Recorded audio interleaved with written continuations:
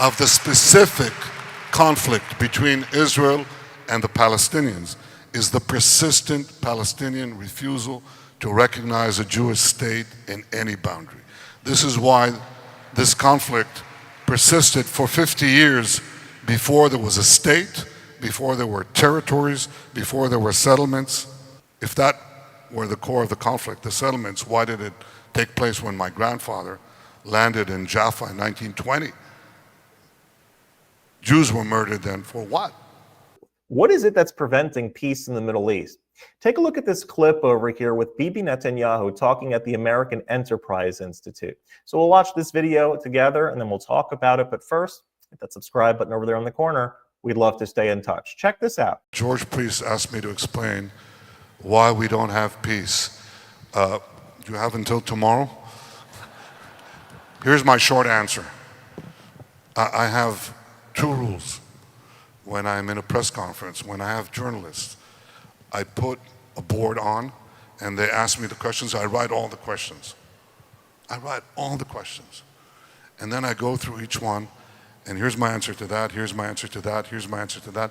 And this one, I'm fudging. I don't want to fudge. I actually tell them that I fudge. I don't want to fudge. I want to tell you what the answer is. The reason, first of all, the conflict that we have in the Middle East is multiple. It used to be said that the core of the conflict in the singular in the Middle East is the Israeli-Palestinian conflict. Well, that went by the window. When you see Iraq collapsing, Syria collapsing, Yemen collapsing, Libya collapsing, and everything else in turmoil, nothing to do with us. The core of the conflicts in the Middle East is the battle between modernity and early primitive medievalism. That's the core of the conflicts. The core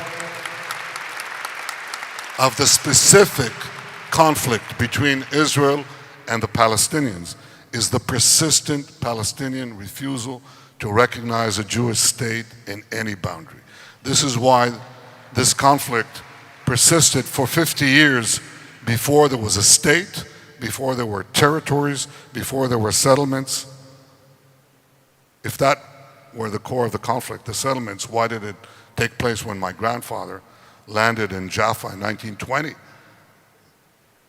Jews were murdered then for what? There was no West Bank.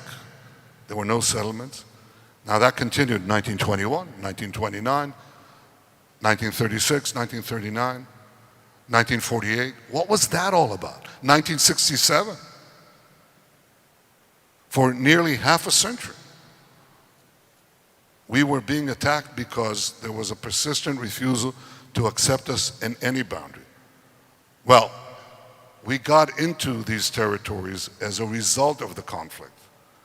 And what Arab propaganda has done by endless repetition is to turn the result of the conflict into its cause. Now, how do you know that that's the case? Because we left Gaza completely, every last centimeter. And they're still firing rockets at us from Gaza. And when you ask them, why are you doing this? Is it to liberate the West Bank? And they say, yeah, sure, that too, but no, it's to liberate Palestine. You know, Akko, Haifa, Jaffa. They always get back to Jaffa. So now I turn to the other guys, to the Palestinian Authority, not to Hamas. At least they don't practice violence, which is important. And I say, well, what about you? Are you willing to recognize the Jewish state? Are you willing to recognize the fact you'll have a nation state for the Palestinian people? How about a nation state for the Jewish people? I mean, after all, we've only been there almost 4,000 years. And we recognize there are two peoples there. We're willing to make the deal. Are you willing to make the deal? Are you willing to recognize the Jewish state? Because there's no point in making another Palestinian state, another Arab state that will continue the battle from improved lines against the Jewish state. Are you willing to end the conflict? Give up the claim of the so-called right of return. Make peace. And you know what happens when you ask them that? They move. And they say, oh, we're willing to recognize Israel. I didn't ask Israel. I said, are you willing to terminate all claims to the Jewish state? You won't get Jaffa. You won't flood us with refugees. Are you willing to do that? And the answer is they're not. We will have peace when the Palestinians will accord us what they ask us to accord them. We're willing to let them have a state of their own. They have to reconcile themselves to the fact that we have a state of our own, and it's here to stay. That is the core of the problem.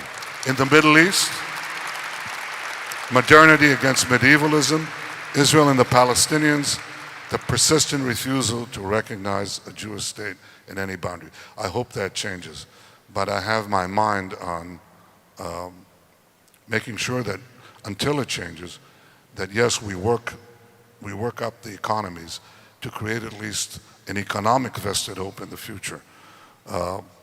If the Palestinians follow the prescriptions I've given here for market development, they'll be better off economically and we'll move 2 steps closer to peace too. Thank you very much. Thank you. Thank you.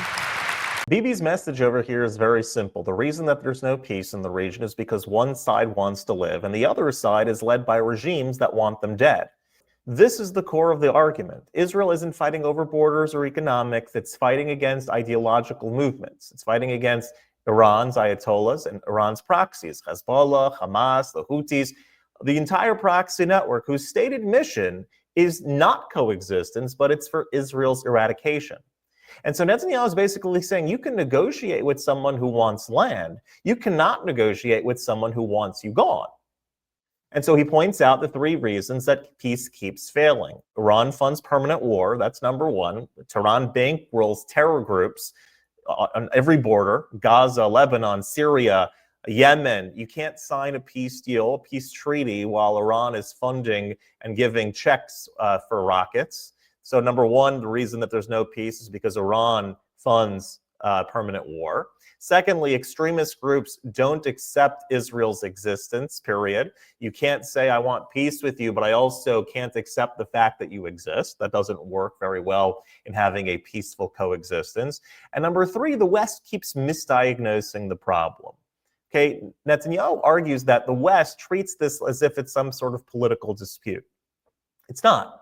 It's an ideological holy war pushed by Iran's radical regime. And if you think it's a real estate game, okay, if this is a real estate argument, you're never going to solve it. So the West projecting what they think that the problem is not doing anybody any good.